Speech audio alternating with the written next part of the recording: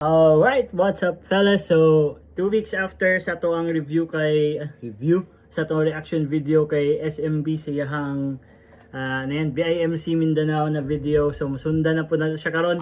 So, the plan is every week unta ambot na abta mag 2 weeks nga kun wala matay makit ang good video na pwede na to reactan. So, karon magtan-aw ta. Ang perspective na to karon is magtan-aw ta sa video ni Jose Moto katong ZX-10R na motor. So, mag-react ta sa iyang video after gi-announce ang additional disqualified riders dito sa BIMC Mindanao na dili na pwede mo qualify sa BIMC Luzon. So, tanaw na to ang video karon. Tanaw na to with that in mind na disqualify sila. Dili man siya kaayo clear gyud kung unsay grounds nila for disqualification. So, but we'll see. Maybe natin makitaan na mga evidences sa video kung possible reasons nga nung na-disqualify sila sa BIMC. So, okay. Start tag screen record. Nanay nag-react first sa yung video. Let's see his name. Mr. Chronic.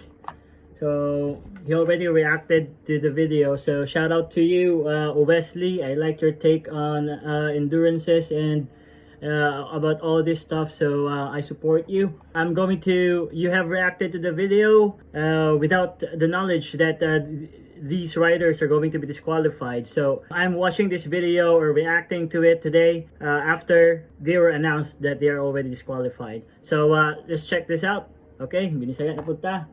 Medyo taas-taas siya na video, so i-cut lang na to. Yun.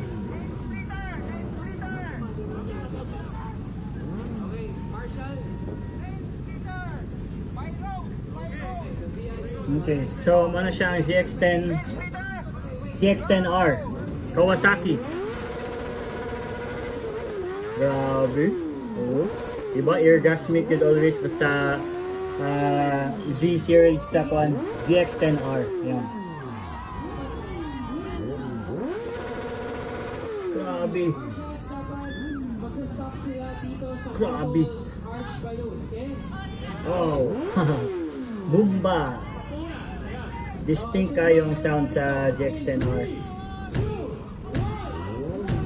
Ride safe! So yung natin ilang ko 3, 2, 1. Maragya pagkag ma-hype no, mga modiv ka sa grid. Maragya siya pag starting line sa racetrack. Okay. Isa sa pinaka pumping feeling kung naka sa sa kanan. Ay okay, appeal niya siya sa appeal din siya sa BIMC, yung Fortuner. Grabe ang tao. Yun na. 160 kilometers per hour. Kusog na kayo ni siya para sa mga 150cc. Okay, marshals, and yung mga tao. Yun. So, na sila sa monument, Tri-People Monument.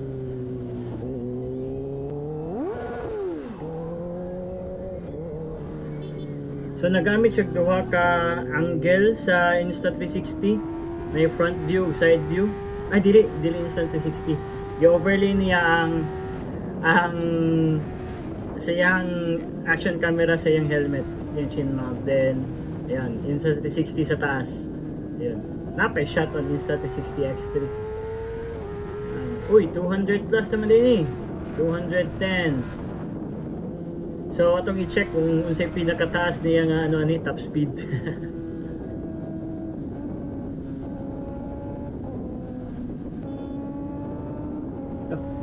mura magmualsa. Guys.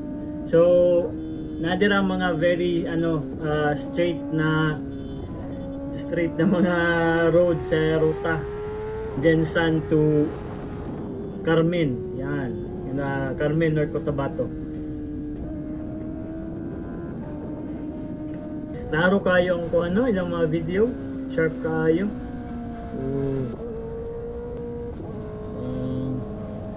So pag ingon ani na gani ang ang scenario sa usa ka endurance daghan kayo nya, naay incoming sa likod nakusog kayo, ang imong buhaton siguro stand still lang kadi sa tunga. O kayo pag swerve para makita na pod sa nag-overtake ang ilang line. Kay if move ka, ako kay tendency nga basig magsampok lang mong duha. O isa pa, kung ako sa nasa receiving end ani kulba kayo nga nakusakay sa likod mo na ako. Agi na lang una.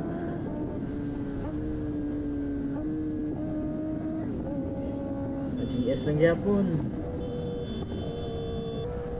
So nindot kayo ang ilang pacing. Wow, you know. Kaya di siya super pas-pas kung kay medyo daghan magtao. Medyo crowded pa ang place. Sa ko pananaw lang sakto pa kayo yung pacing nara sa 90 to 100. So check na to kung asa siya binibunal dari. Na balagbat si bang dai dapat to ba. So rider 0527 yan. So appear siya dito sa listahan. Oh wow. Okay, so far wala pa mo kayo makita dari grounds for disqualification.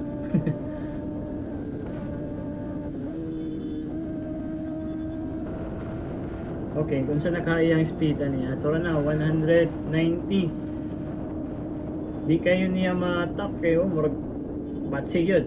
Yan. Kapuyo siguro pugong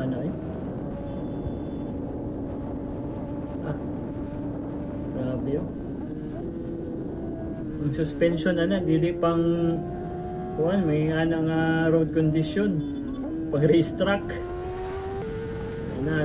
Upo naman siguro ni siya gamay. Upo na gid ni siya. Alright.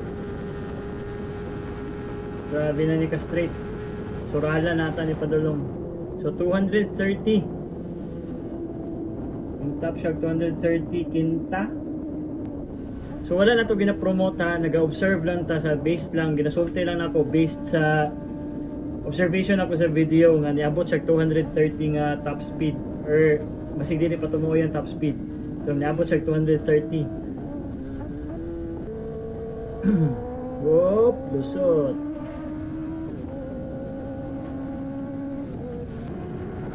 So far straight pa kayo mga dalan. Dili color white, sa yellow, bro, mag yellow green iyang suga. Yellow goro. Silaw kay ni sa kuan ba? Sulaw kay ni sa mga kasugat. Nakahayo na pala mga sakyanan. Oh, sa to kuan. EMT. So by the way, first time na ko nito naon din na video Wala na ko nagitanaw itong una. Or at least, pure reaction. Kita ninyo napadupad ang iyang likod. Nagisi itong logo sa motul sa likod niya. Tungod siguro sa aerodynamics ito gaadto siyang likod ng hangin. So yan na, 220. Yeah, minor na po, kidagang tao.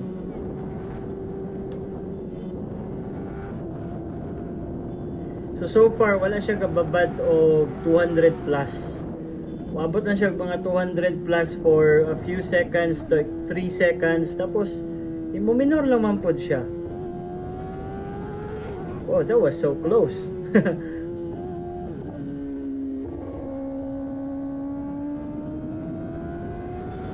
So kung 1,200cc mong motor, ayun na, 240.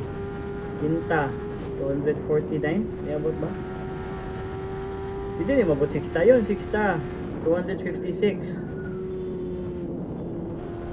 256. So, di lang ko sure sa guideline sa BIMC pero kung yung man lang big bike yung dala 1,000cc pataas, bisan ganing 800cc. Ayun. Dari 280 to 79. Murag, medyo lisod good pugnan po ang power sa imong motor, no? So siguro, dili po siya literally sa ginapost sa uban na 80 kilometers per hour lang dapat. Dili po, na po dito. Pero feeling nako ang gina-gauge lang sa BIMC is kanang katong mga nag-over the top ba ng mga speeds. Like kani magbabad ka sa kusog kaayo nga speed.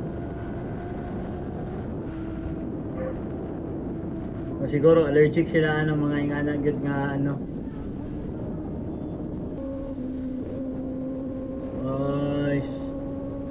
Nice. Grabe, oh. Taga-asa gani siya, no? R3 Mindanao. Ninja Boys Davao. Taga Davao. Taga Davao siguro.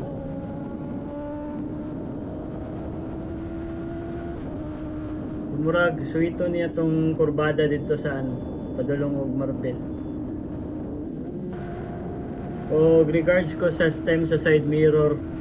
Bisa kusog kayong dagan no, na agad siya ni bulag siyang motor. Ang Insta360 nakakabit gyud gyapon. Yeah. 260. Spalto kay daro.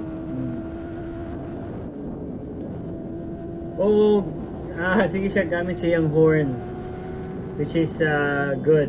It's also katabang po siya sa mong defensive driving para lang ma-aware ang palibot na nahi incoming.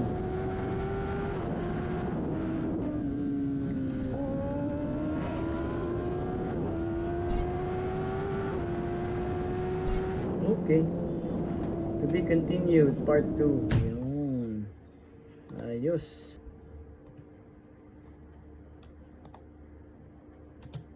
Okay, so moto siya ang video ni shout out idol Jose Moto. Atong reaction is okay. kusog kayo siya. So with that in mind na DQ sila sa BIMC, I'm pretty sure na mas daghan pag ingato pod o kakakusog pagpadagan during the endurance. Pero murag 15 people lang ata to sila, and sa trend na ato napansin is famous personalities na obvious kayo nga kusog kay dandagan. Tapos vloggers na nag-post sa ilang mga videos na 200 plus ang speed. Special mention kay Ninja o kani kay sa idol Jose Moto. Siguro kung di lang ko kaila sa uban, kay numbers lang man ang ipakita. So I don't know sa account sa uban, pero basing on that information, basi tungod sa ilang videos kanilang pasog 200 plus, motor ni himong grounds nila na ma-DQ kasi one way gi-show sa public nga kusog kayo ang kusog ka atong motor, kusog kita magpadagan. So siguro mo nang ginalikayan sa boss organization nga dili nila gusto i-tolerate so which is good, pero kato lang na-defeat lang gyud gihapon ang purpose sa where are you or WRU nila nga app, kay supposedly mo to mag-determine sa riders kung overspeeding ba sila, kumusta ilang movement sa road, yung pero so far murag dili gihapon kato ang gibasihan. Walang to siya. So kung namoy reaction about sa to ang mga commentaries ginagmay, pero guys, take it with a grain of salt ha. Ako lang ni ha. Alam mo walay mga suko ha. ako lang ni manayong pananaw, kung agree mo, kung dili mo agree, let's just agree to disagree. All right? So, ato lang ha, magsinabtanay lang and this is my reaction and this is my channel. So, mo to siya nga kung kuan, and this is my content. New content. So kung napo may gusto nga videos, kung gusto na to tanawon o i-react, comment down below o ganahan o dili mo ganahan, skip pero tanawa sa akong video para madugangan ang ato ang views. And daghang salamat sa mga nagasuporta ug nagatanaw from start to finish, kabalo ko na ipipila. Thank you so much, and we're hoping and praying na mo-grow pa tong channel para at least mapariha po to sa uban na we can give back to the community ba.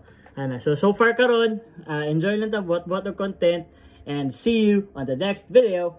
Ciao!